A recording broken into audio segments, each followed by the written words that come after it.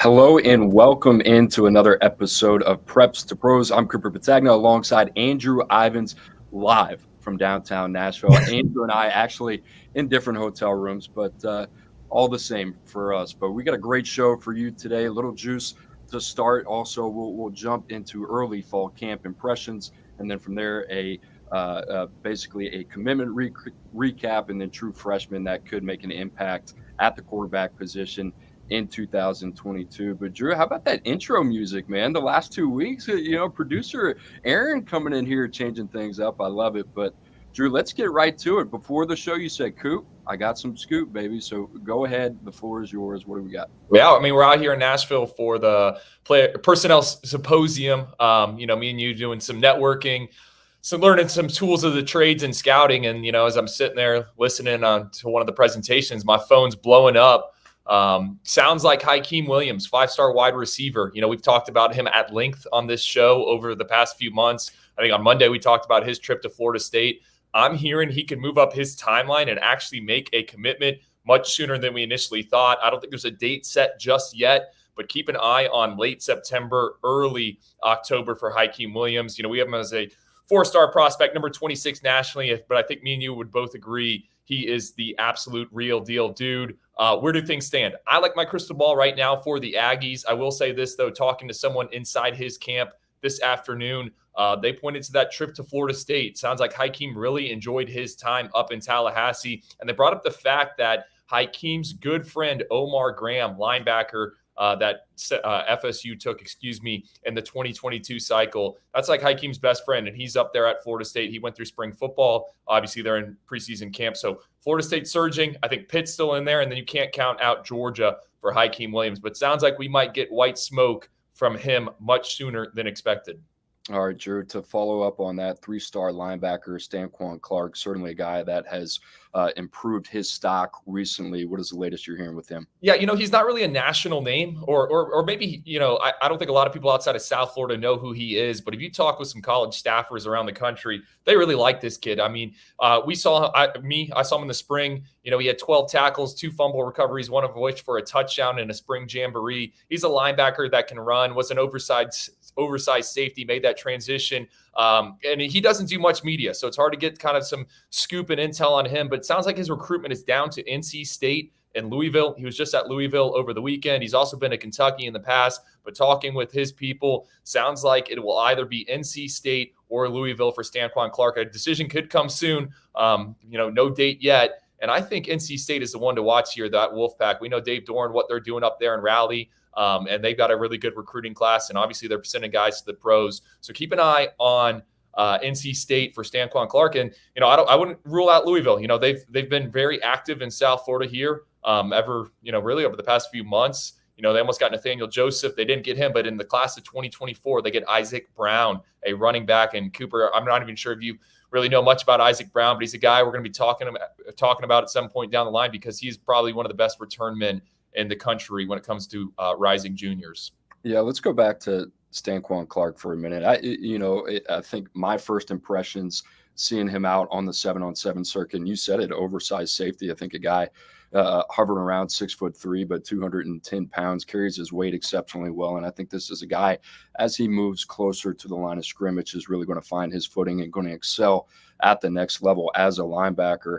And it might be NC State, Louisville right now. I would not be surprised if there's some more teams keeping tabs on Stanquan Clark. So we'll see what happens with him in the process. But Drew, another really fun topic for us here in fall camp, just getting underway for a number of schools, a lot of other programs around the country starting today, as we talk to a lot of college football personnel around the country, and some of the names that have popped up. And we've talked a lot specifically about the state of Florida, which you do a great job covering. But one of the guys turning heads already in Tallahassee, former top 247 athlete, now playing cornerback at Florida State, that is Azariah Thomas. Drew, what are you hearing about him and his first impressions at FSU? Well, I was up at Florida State over the weekend, but really I've been reading about Azariah Thomas on Knowles 247. This is a guy we really, really liked at this stage in the evaluation process last year. He enrolls early, and Florida State has some experience in the secondary. They got some older guys, but they're kind of looking for someone to step up at cornerback. And Azariah Thomas, it looks like he's the guy. You know, his brother is in a NFL training camp right now. His brother played for Georgia Tech, so we knew he had kind of had it in the bloodlines. But we like the profile on Azariah Thomas. You know, I've always said his wide receiver tape, I think it might have been the best in the state, or you can make a case that it was the best in the state. So he was getting two-way snaps there in high school. Florida State gets him late. And, you know, when they lost Travis Hunter, I kept bringing up the fact that getting, you know, Azariah Thomas was a big deal because he was a guy that I thought could play early. So not surprised that he's starting as a freshman or has a chance to start as a freshman. Cooper, I wanted to ask you, I mean, you've been on the personnel side, right? When these kids get into camp, I mean, are you anticipating them playing early, or how much of a surprise could it be for someone that used to work in a recruiting department that all of a sudden you got a freshman that's ready to go? I think we'll talk about this a little bit more, but you see the reasoning behind why a lot of these coaching staffs want to get their players and their signees enrolled early. And I think not only from a physical development standpoint, but I think from a mental development standpoint as well. I think those mental reps and being able to apply that in live action is certainly critical. So I think we've seen that with Azariah Thomas, and this was a guy who's a three-phase player. We didn't know where he was really going to play in the secondary. We thought more of safety. Now he's playing corner. But, you know, the more that you can do, I think that showed Azariah Thomas. We knew he was a football player first, so not surprised to hear his name. But, Drew, let's turn our attention now to another guy that not many expected to hear his name, but that is former three-star receiver from Clay Chalkfield in Alabama. That is Squirrel White for the Tennessee Volunteers. This is a guy that is turning a lot of heads in Knoxville. Drew, what are you hearing on him?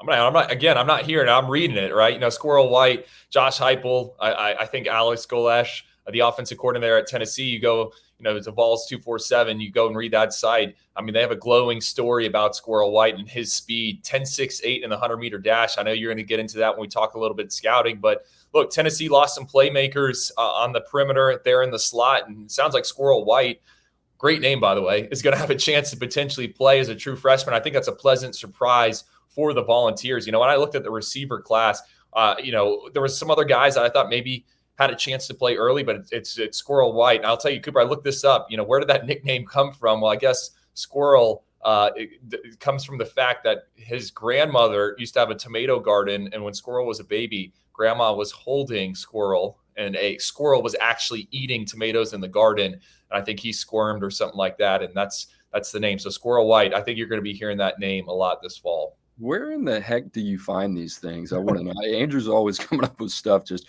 out of space. But, you know, going back to him, we're kind of talking in Drew. He was in my area in the state of Alabama, and it's pretty interesting. But a 10.68 100-meter guy, typically that is something that we prioritize in the evaluation process and put a lot of stock into. But, you know, you reading up, right, like you were saying, listening to Josh Heupel kind of talk about him and him being another early enrollee that's made an impression, but some of the words and that come up with him: smart, fast, mature, and especially in Josh Heupel's offense, a wide open offense. I think there's going to be plenty of opportunities for young guys to eat. Hendon Hooker, the quarterback there in Knoxville, has talked a lot about that. They like their freshman group of receivers. I think this is another guy that they expect a lot from to come this fall. So credit to Josh Heupel, the job that they've done, and being able to get him out of SEC country there in Alabama. So, Drew, moving on, a couple guys that I like that we wanted to comment on, but former top 247 offensive lineman from Neville High School in Monroe, that is Will Campbell. And since the spring, we've heard rave reviews from Brad Davis's offensive line coach, Brian Kelly, as well. But this looks like a guy that's going to start at left tackle. And actually talking to some people here in Nashville yesterday, they love Will Campbell. And this certainly seems like he's going to be the guy at left tackle. And how often do you see that for a player to come in that is mentally and physically ready to play in the SEC and start day one? So another guy to watch there as well. But Drew, you know a little bit more about this guy, top 247 cornerback Toriano Pride, and a guy that we really loved throughout the evaluation process. But he's got a chance to really make an impact at Clemson. I think they've talked about him maybe seeing the field a little bit earlier as a nickel. But what do you like about him?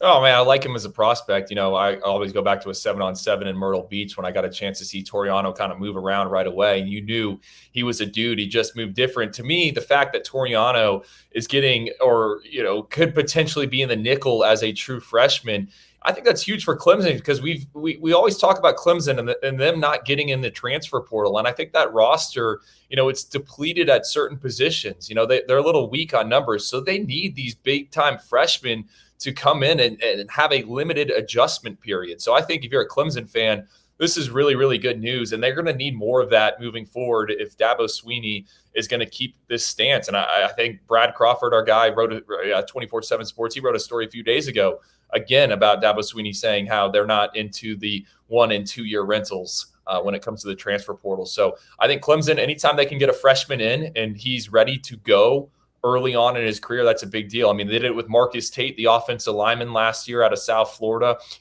Went through some growing pains on that offensive line, and looks like he's going to be, one of the better players for them this upcoming fall on offense. We're not done with Clemson. Make sure you stick around on them. Cade Klubnik, a lot of talk there in terms of players that could have a potential impact in year one at the quarterback spot as a true freshman. But Drew, let's get to the 24/7 Sports commitment recap.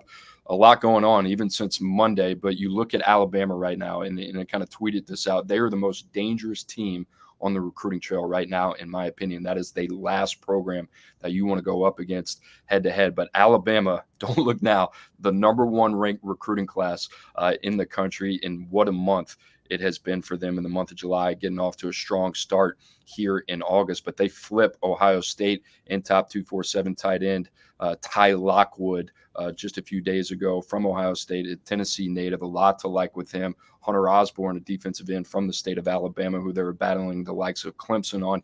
He jumps in the boat as well. Now all of a sudden you look at Alabama, some of these guys that they've added, really kind of starting with Caleb Downs when he jumped in the boat, Richard Young as well. Justice Haynes was another guy that got it started. But Alabama, man, I mean, and it's crazy within the tune of a couple weeks, we're sitting here and it's kind of like, okay, when is Alabama going to start humming? Okay, so now we're at that point. And now the conversation changes to, is anybody going to catch them?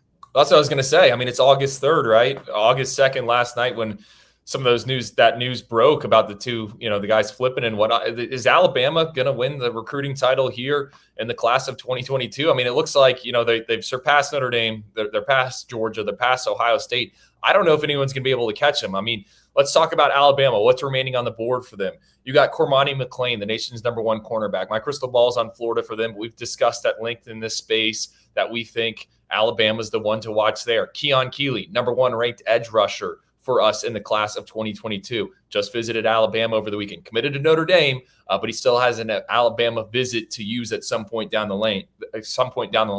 Miles McVay, offensive lineman. Jalen Hale, Steve Wiltfong at 24/7 Sports just reported that he's going to take an official visit to Alabama in September. So still plenty of ammunition out there for Alabama to only keep rising, or not rising in the rankings, just increasing that lead over some of these other schools. And I think it's going to be pretty difficult for others to catch them. Yeah, we've become accustomed to Alabama doing this time of year, but it never surprises me at this point. But that level of expectation and standard within the program to continue to do this year in and year out says so much about Nick Saban and his staff, and especially, there's the lack of continuity that comes with success. I think that's something we don't talk about enough. But Drew, let's stick in the state of Alabama. Michigan State gets on the board with a top 247 offensive lineman with Stanton Ramil from Thompson High School, state champions last year. He is a big, functional athlete, played left tackle at Thompson last season, and a guy that I think perfectly fits the Big Ten and what Mel Tucker wants to do there. And then also Oregon gets on the board with a 4-star defensive lineman, Terrence Green. Oregon now up to number 16 in the 24/7 Sports team rankings. And, I love what Dan Lanning's doing. I think this is another example of them kind of going outside their footprint. We talked about the lack of bodies in the state of California, 0 on the offensive line and defensive line in the top 247 in the state of California. So you see teams like Oregon, USC, who are well positioned to tap into that national footprint. I think that's a good example of that. But Terrence Green, certainly a highly sought after guy. And now, Drew, I want to get your opinion on these guys because me and you have been talking about these guys. And I think first year head coaches, the guy that has been the most impressive in my eyes on the recruiting trail, and this is not a guy I expected, has been Brent Venables at Oklahoma. Now the number 6 ranked recruiting class in the country. They get a commitment from 4-star edge rusher Colton Vasek from Westlake, a guy that we really like. But his dad played football at Texas. Now he's going to Oklahoma.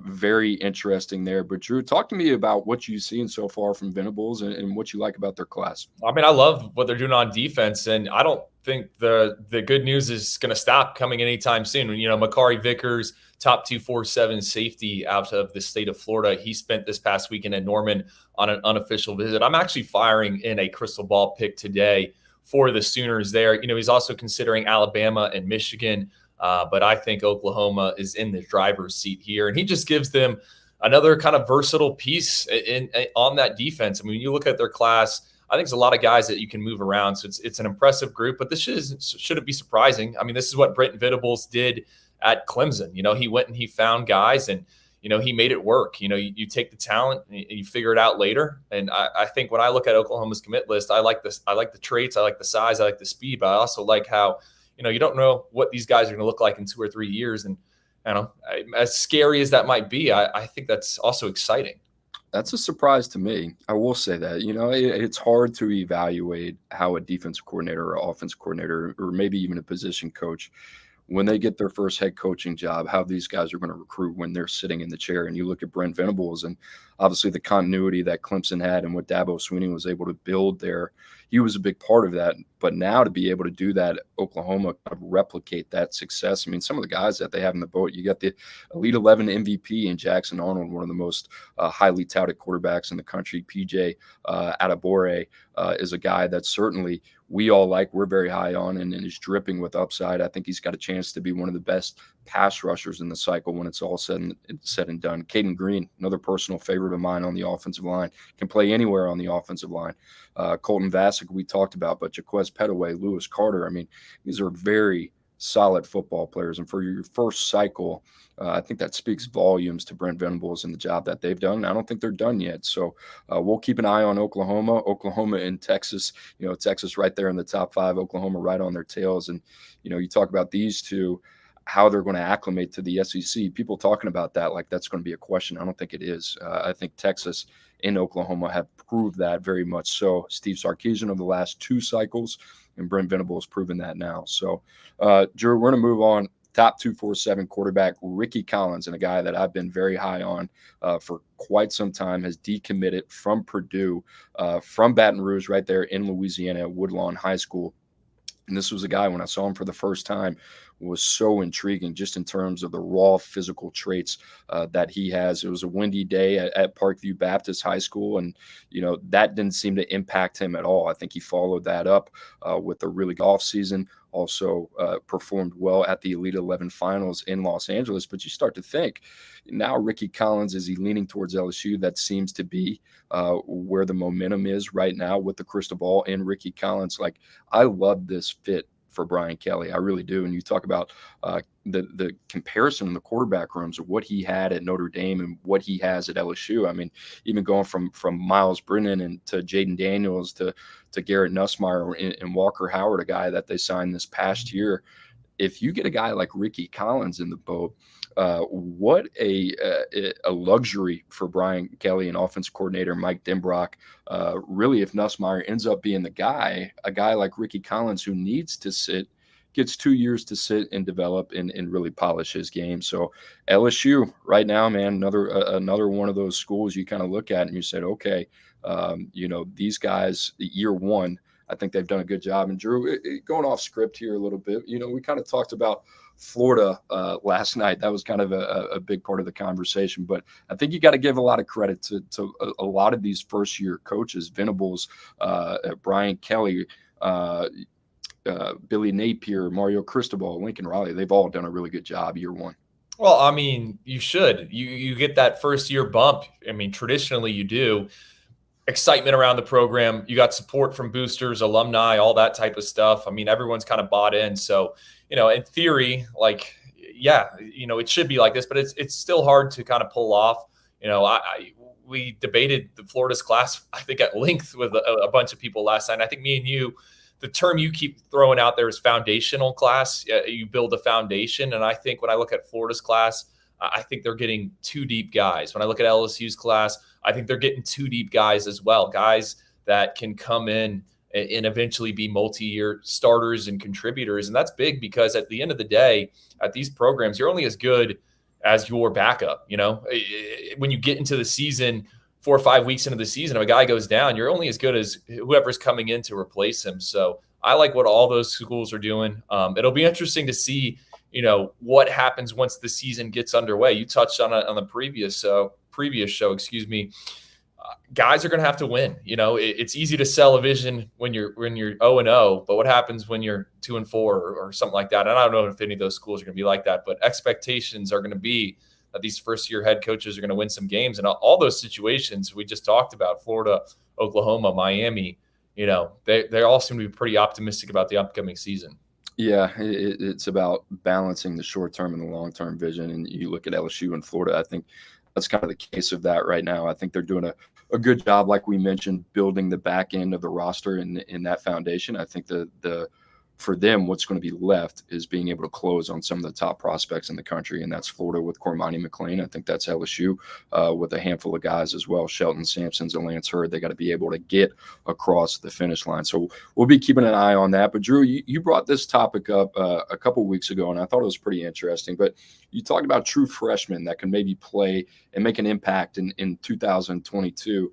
And I didn't know it much. We kind of talked a lot about Cade Klubnik. That's been the one guy I think has been the theme of the offseason. If there was going to be a potential game changer as a freshman, and be Cade Klubnik. So I will start there with Cade Klubnik. And it was kind of interesting kind of looking at Clemson in 2018 when you had the Trevor Lawrence versus Kelly Bryant kind of debate there. And Dabo Swinney ended up pulling Bryant early and going in favor of Trevor Lawrence. They were rewarded for that. But you look at Cade Klubnik and you look at the similarities to Trevor Lawrence, maybe more in background and resume than skill set. But, Trevor Lawrence was 52-2 in the state of Georgia at Cartersville as a high school quarterback, one of the best resumes maybe potentially of all time. You look at Cade Klubnik, 30-0 as a starter at Austin Westlake in Texas, playing against elite competition. And, this guy's a winner. I think that's what you kind of get the sense of Cade Klubnik. Everywhere he's gone, that's the impact that we feel from him. We heard that on the recruiting trail. He kind of won people over at the Elite 11 finals. He kind of had this aura to him, like he had some gravity to him. We see him at the All-American Bowl. We get the same sense of that. And now that's starting to echo at Clemson as well. And for DJ Uiagalelei, he's incredibly talented, immensely talented, but he didn't play well enough last year, and it's not all on his shoulders. But at the quarterback position, that's going to be the guy that everybody looks to. And I think, you look at Cade Klubnik and how he fits in Clemson's offense. You look at what they have coming back on the defensive line. Like, Clemson is built to win. And you look at their schedule a little bit and how it shakes out.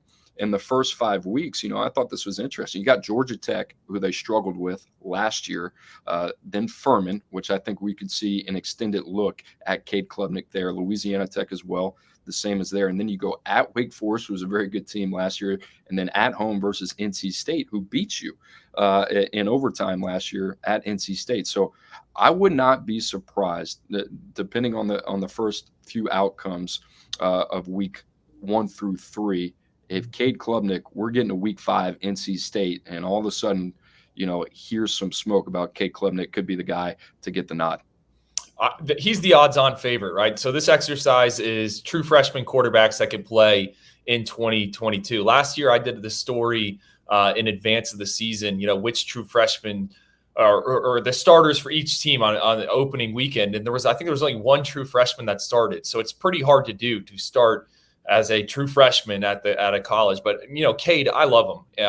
At the All-American Bowl, did a story on him. I talked to his high school coach, talked to mom. Mom calls him a golden retriever. High school coach calls him an Energizer bunny, and he's just kind of got that it factor, right? He has a slim build. That was kind of, I think, our concern out in San Antonio. He's not the biggest of guys. He actually played wide receiver for a little bit when he was at Austin, or when he was in high school. I think a lot of people forget about that. But the interesting thing to me, when Clemson opened up camp, or it was their media day, Dabo Swinney said that Cade was up to 190 pounds. So I just think if there's a guy that's going to play in 2022 as a true freshman quarterback, it's Cade Klubnik. And it kind of, let's preps to pros, right? Let's relate this to the pros. To me, Cade is like a number one overall pick, essentially a top 10 pick. And if you're a franchise, it's like, hey, when are you going to look to him? And obviously DJ was a generational recruit. You pointed out that he didn't play well this past season, but how long does it take for them to try someone different? And I think deep down, I think Dabo Swinney really, really, really likes Cade Klubnik. So I'm interested in him. Cooper, I wanted to toss out my first guy. And let's go to the SEC, right? Auburn. They got some stuff going on at quarterback. 3 transfers in there: Robbie Ashford, TJ Finley, Zach Calzada. But could Holden Geriner, could he potentially play as a true freshman? I think that's a possibility. Holden was on campus for spring football. He was out there. I think he went 8 of 9 or 9 for 9 in their spring scrimmage. I was talking with someone inside their program a couple months ago, and they told me that they love the kid, and they're very optimistic about Holden and what he was able to do as a senior in Georgia. Savannah Benedict Christian School led his team to a state title. 36 touchdowns to just 3 interceptions, 68% completion percentage, which is awesome numbers. I love this kid at the Elite 11. I was kind of the champion of his recruitment. And when we were discussing this morning, the show, you kind of brought up the fact that if Holden is playing for Auburn in 2022, that's probably a really, really bad sign. Yeah, and it's nothing against him, but you look at Auburn and you look at their quarterback room, Zach Calzada coming over from Texas A&M, Robbie Ashford, who gives you a little bit different of an element, more of a, I would say, dual threat type of quarterback, and an athletic guy that you could use as a wrinkle in your offense. And then there's TJ Finley, who's kind of like the guy on the outside looking in right now. But Holden Geriner, to me, if he's playing as a freshman, and Brian Harsin, with everything riding on this season, I don't think that's a position that Auburn would like to be in. And that's nothing against Holden Geriner. And maybe this is a guy that comes out and supersedes all expectations. But if I'm an Auburn fan, I'm just kind of like, I don't know, if you're telling me week 4 or week 5, that's our guy with little expectation coming into the season that he is our guy. That could go one or two ways, and like I said, that could be because of performance, he's there. And then obviously that's a really good spot to be in. You got a blossoming true freshman that you can build around. And that's a great, I would say, caveat for Brian Harsin and his future. On the other side is because the other 3 guys failed and didn't give you what you expected out of them. So I think the latter is more likely, but we'll see. There can always be a surprise there. But Drew, I want to move on to another guy for you that you like, AJ Duffy from Florida State. This was a guy that we talked a lot about in the evaluation process. Was a transfer, originally started his high school ball out in California, played his senior season at IMG Academy, and a lot of interesting, I would say, conversation around him in terms of how his skill set would project to the next level. But you think he's potentially a guy that could crack the lineup in 2022 for Florida State? Well, look, when we put this list together, it wasn't easy to find true freshman quarterbacks. Again, last season, no one was a week 1 starter except for, I think, Cam Ransom at Georgia Southern, who was thrust into action due to a suspension. So, it's hard to kind of find and identify guys. And Holden Geriner, I mean, he's in that competition. AJ Duffy, he's not in a quarterback competition at Florida State. They like Jordan Travis. That's their starter. The issue is, though, Jordan Travis has a history of getting injured and getting dinged up. He's a dual threat guy, a guy that runs the ball a lot. That's what Florida State wants him to do. And he gets nicked up. He misses stretches of time. And I think, if that happens, there's a chance AJ Duffy could be the guy that they turn to. And, he was another one, enrolled early, went through spring football. I think he's kind of going through some growing pains there in Tallahassee based upon what I have heard, just talking with some of those staff members, talking with the guys at Knowles 247. I think he needs to get a little more consistent. But that quarterback room, he's kind of viewed as the future right now. I mean, they don't have anyone committed in the class of 2023. They got a guy in 2024, but Tate Rodemaker, Florida State fans have seen him play. It hasn't been great. So I think AJ Duffy, there's a chance that he could be on the field at some point in 2022. And I think if that is the case, the biggest thing for Florida State will be protecting him behind that offensive line and scheming some things up, because I think AJ Duffy, he's at his best when he's on the move running, and he's also at his best when he's just letting it rip. I go back to the Elite 11 finals last year. AJ Duffy made my dream team for the 7-on-7 portion of that event. And the reason why he made it is because he was one of the only quarterbacks there that wasn't afraid to challenge defenses and push the ball down the field. So he's got a little bit of that. But like with Auburn, if he's in, I think it's a bad sign for Florida State, like it would be for Auburn. That's not optimistic. That's not where you want to be. It's going to be interesting. And I agree with your point in terms of the injury history with Jordan Travis. And, I look at another guy, and I look at former top 247 quarterback Nick Evers, who signed with Oklahoma, and Brent Venables, and is going to be a part of that Jeff Lebby offense. And it's not because I see Nick Evers beating out a guy like Dylan Gabriel, but Dylan Gabriel only played 3 games last season at UCF, had a broken clavicle. And you talk about a guy like Matt Corral and what he was asked to do in Jeff Lebby's offense, but a guy that missed some time late in the season, and certainly a guy that was relied a lot on his feet and to improvise and to extend plays. And when you ask that of your quarterback, there's a little bit of the nature of you're playing with fire a little bit. So Dylan Gabriel in that position. And listen, Oklahoma has brought some guys in. The Pitt transfer, Davis Bevel, also General Booty as well, the son of Abram Booty, who played receiver at LSU. So it wouldn't be one of those positions. It would just be a necessity, I think, for Nick Evers, is if he does see the field. I'm watching that for Oklahoma. They got a really good team this year, and I think the biggest priority for them is going to be able to keep Dylan Gabriel upright. But Drew, another guy we want to talk about here, and I think we'll both hit on this guy, former 5-star Connor Wegman out of the state of Texas at Texas A&M, long to be thought the crown jewel of Texas A&M's recruiting class last year. And you could say that about a lot of guys that they have, but I will say that at the quarterback position, because that's a position they got to get right. And this is a guy that, Jimbo didn't pursue Quinn Ewers when he was in the transfer portal, because a lot of the love and infatuation that he had for Connor Wegman and what he thought he could be in A&M's offense. Drew, what do you think about him? King Haynes, obviously returning for Texas A&M, Max Johnson, the LSU transfer there as well. But I know you think this is a guy that could potentially see the field for A&M next year. Oh, I mean, he's been anointed by Jimbo Fisher as one of the most talented quarterback prospects he's ever signed. I mean, I think Max Johnson will ultimately end up being the guy for Texas A&M early on in the season. And Haynes King, you can't rule him out either. But, what happens if we keep using the terms go south? But I would not be surprised if Wegman somehow found his way into the rotation. To me, I think it'd be best served for him if he took a developmental type of year, kind of worked the scout team. And it was given some time to mature, get that offensive system under his belt. But, I think just how talented he is, what Jimbo has said about Wegman, it's not out of the realm of possibility that he takes some snaps in 2022, whether that be in mop-up duty or he needs to be thrust into action.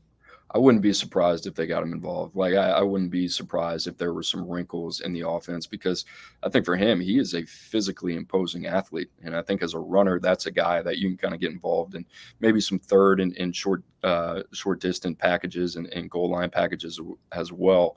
I think that's a guy that can give you a different look than any other quarterback in the A&M room presently. But Drew, let's move on to final thoughts. I know you want to go to the MAC here and give some love to a team that doesn't get a lot of love, but we've been chopping it up with their staff. Great group of guys. Sam Popper, director of player personnel down here in Nashville, and you guys were kind of chopping it up last night, and you kind of like the South Florida wrinkle for Akron. Yeah, I mean, Akron, you used to work with Joe Moorhead. I think a lot of people have wondered, where is he now, right? Well, he's at Akron. And I think Akron, is kind of a sleeping giant there in the MAC. Their over/under win total is 2.5. I would smash that over. They welcome double-digit transfers in. By all accounts, these guys are guys that are going to play for Akron here in 2023. And what stands out to me, why are we talking about Akron? 24/7 Sports, Chris Hummer, he put out his 30 under 30 list earlier this week. Akron had 3 guys on the list. 3 full-time assistant coaches made that list. So I think this is a staff to kind of get familiar with. They are recruiting South Florida, going down into Broward, Miami-Dade counties, trying to get some talent up there. So, I think this podcast, this show, this space, we're always going to be talking about guys that are risers in the coaching industry, guys that you're going to need to know, try to figure out the dominoes before they happen. And I think Joe Moorhead, he can rehabilitate his career a little bit at Akron, and it would not be surprising 2, 3, 4 years from now, he's back at the Power 5 level as a head coach. And I think you should be excited about the future of Zips football. Come for the Andrew Ivins juice. End up getting betting advice on betting Akron.